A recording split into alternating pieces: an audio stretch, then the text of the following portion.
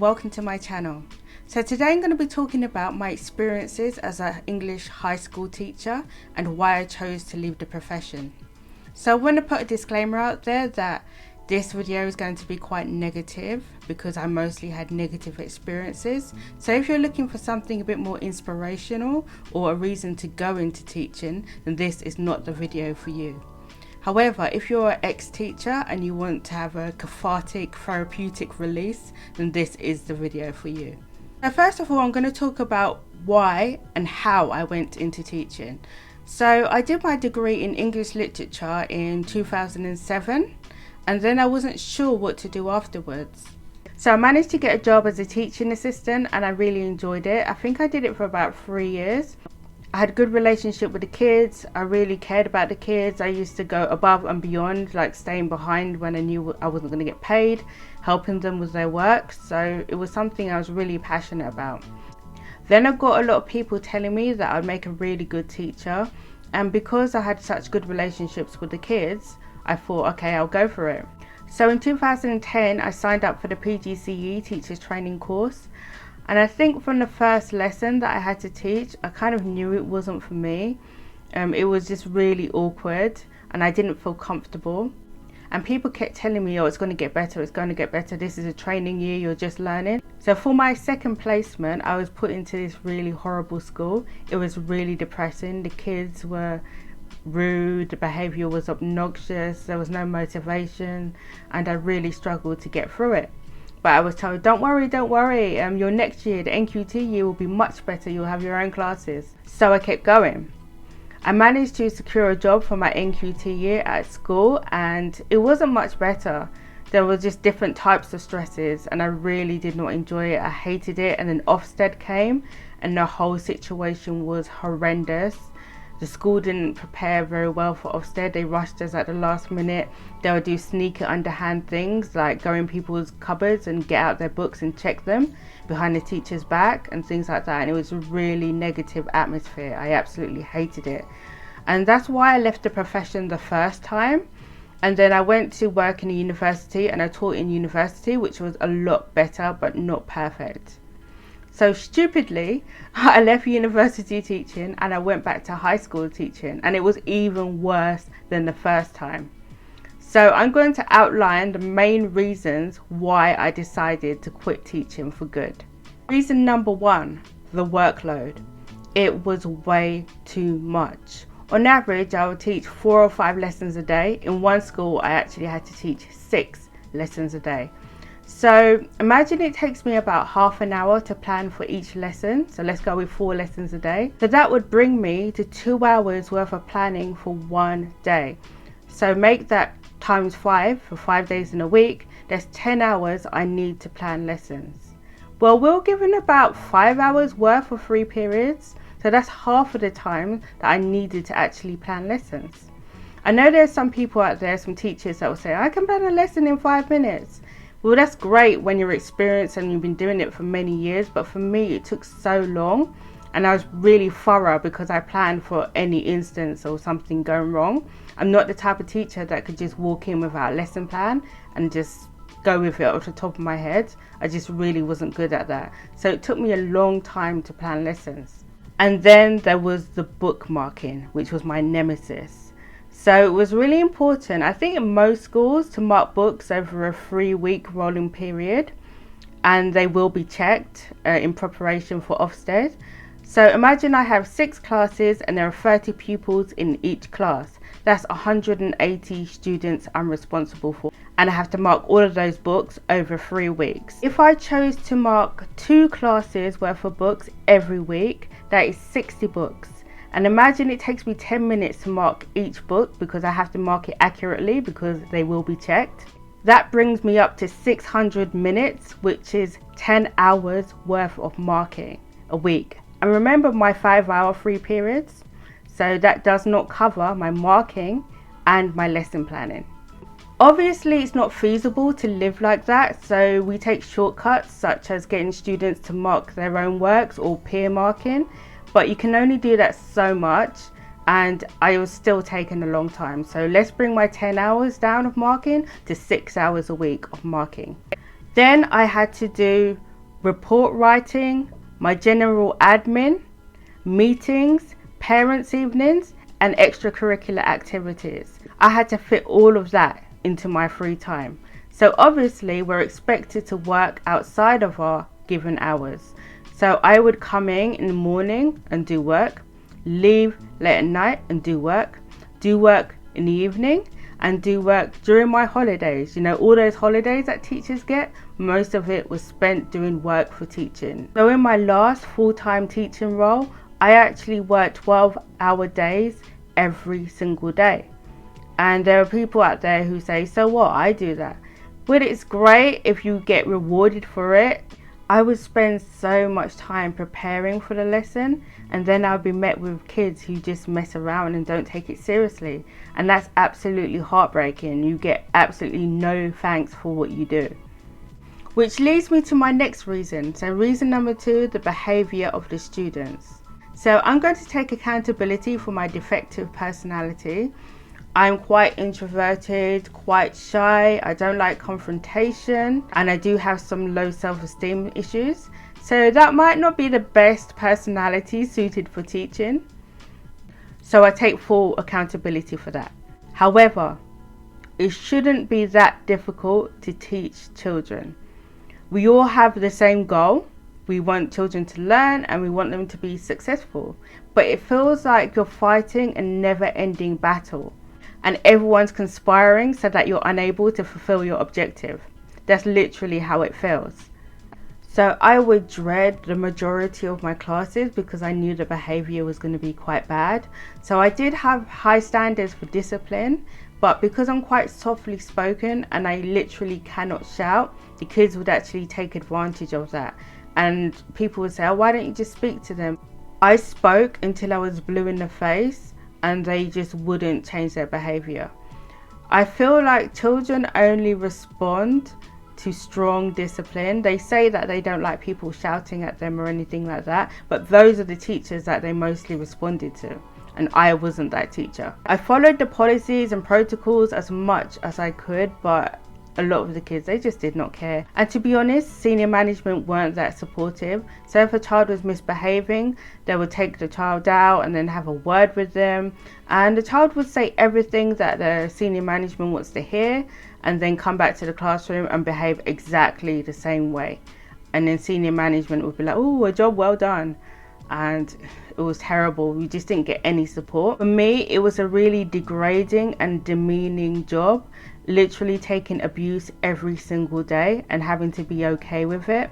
And I've seen teachers get treated much worse than I did. Teachers were sworn at and physically threatened, and they just had to be okay with it. There was barely any punishment for the students. A lot of the times when we tried to report this to the parents didn't care, or they didn't know what to do, because a lot of the time the kids acted like this at home. So if they don't respect their parents, why would they respect a teacher? And I just want to say that not every student is like this. In a class of 30, there might be 15 who are really good, but unfortunately, those handful of students ruin it for the rest of the class. There are some really sweet pupils out there, and I feel really sorry for them because they're not going to get the education that they deserve. A lot of people hate the idea of private and grammar schools, but I'm actually in support of it, because especially grammar schools, because they give an opportunity for students who are bright and who really want to learn. They have an opportunity to go somewhere where they can learn, rather than being brought down by characters who actually have no interest in education. Yes, I think those students with difficult backgrounds and who struggle need support, but not at the detriment of the whole class. I can only speak for Essex and London because that's where I live, but I think it's a problem throughout the whole of the UK.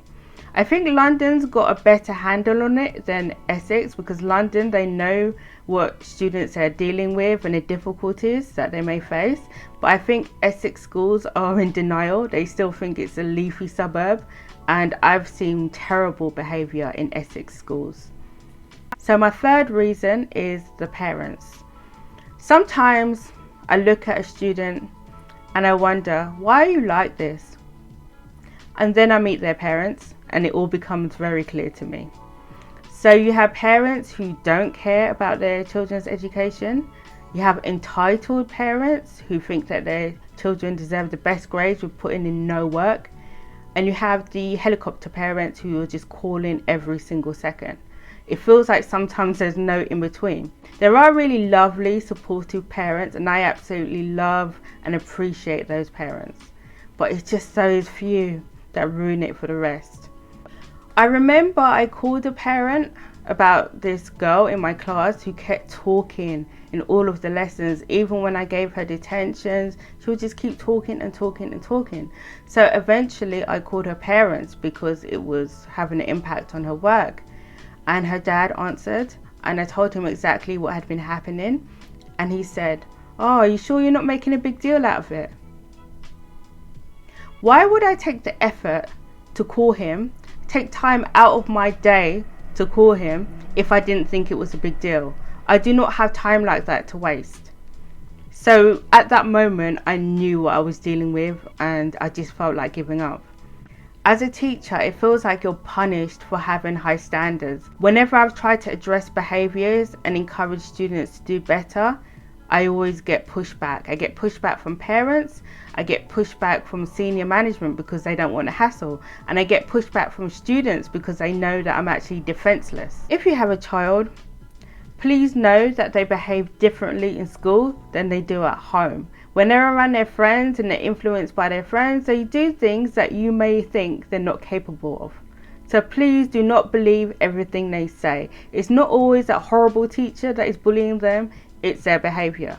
And honestly, most teachers are too busy to have a personal vendetta against your child. Thank you for listening to my TED Talk.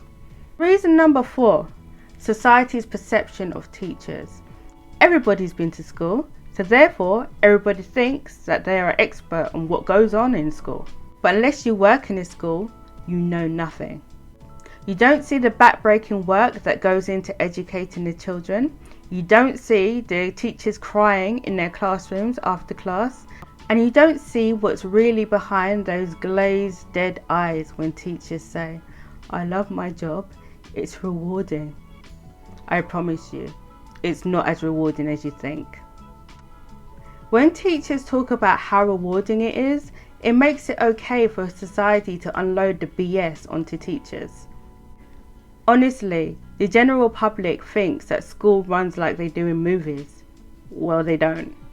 They have this image that when the students are misbehaving in class, I can just stop everything, tell them to get their journals out, let's talk about your feelings, and then the kids will just magically transform into great students. That's not how it works. You can't just stop the curriculum. You have to keep going no matter how boring it is. And students very rarely transform. So I'm not Michelle Pfeiffer and this isn't Dangerous Minds. Also, I want to address the summer holidays. It's so weird that people tell me that they could never be a teacher and they don't know how I could do what I do. Yet they begrudge me 6 weeks of a summer holiday. I know I do not go home at 3 p.m. The media and the government treat educators really badly. They're always implying that teachers are just overpaid, lazy complainers, not realizing the hard work that goes into teaching. They change the rules every few years. So when you finally got the curriculum sorted out, then there's a whole brand new curriculum that you have to now work with. Also, with everything that is going on right now, teachers are at the front line. They're risking their lives to educate children. I'm not fully buying the argument that we're keeping schools open because the government cares about the children's education so much. I think it's still being glorified babysitters. They realise that parents need to go to work, therefore children need to go to school.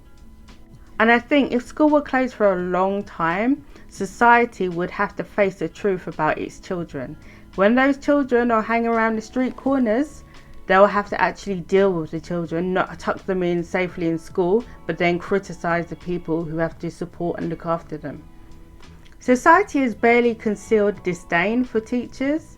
It's just the way that they talk about them, and I know it stems from everybody having that one bad teacher who bullied them or who didn't care about their well-being. But the majority of teachers do care, and they make a great sacrifice to educate your children. The last reason why I left the profession is my integrity. I can't continue to defend something that I don't believe in. So what do I mean by this? Well, I don't think the current education system is addressing the needs of the majority of children. I think it's just somewhere for parents to plonk their kids and pick them up at 4 p.m. So I can only speak for English here, but I don't find the curriculum to be very engaging and exciting for students. I feel like a lot of the time kids are working towards an exam, and that takes all of the fun out of learning English. I also think that we have a one-size-fits-all approach to education. So children come in all shapes and sizes and different learning styles, and I feel that we're not catering to that enough. I feel like as a society we're catering to poor behaviour and making excuses, and I don't think that helps children in the long run, because when they leave school and go out into the real world, there are no second chances and people are not going to be as tolerant as they are in school. I also feel that teaching has a huge impact on mental health. So many teachers are off with depression and stress and anxiety, and I feel like people don't take that seriously. It's just considered all part of the job, but I don't think that's right. Finally, I don't think I'm a great teacher. I feel like I don't have the personality to work in the current teaching environment. And I feel like schools don't give you the time to train in order to get better. They just want to plonk you in the classroom and you've just got to sink or swim. Well, if I'm teaching, I want to be the best teacher that I can be. I don't want to be stressed out. I don't want to be short-tempered with the children. So in September 2019, I decided to call it quits for good and do something that I actually enjoy. So do I enjoy teaching? Absolutely not. I feel like it destroyed my confidence and wasted valuable years of my life. I also suffer from chronic depression and anxiety because of my years of teaching. However, on a more positive note, I feel like some people are suited for teaching. If you're super confident, passionate, inspirational, motivational, and you've got thick skin, then teaching will be for you. So if you are that person, go for it. And I really hope you have a rewarding career. But for me, it's the end. Well, that's really all I have to say on the topic. I feel like I haven't conveyed it exactly the way that I want to, but I might make future videos on this. I hope you enjoyed this video and you aren't too depressed. So if you did relate to it in any way, please like, comment and subscribe. So have a good day. Bye.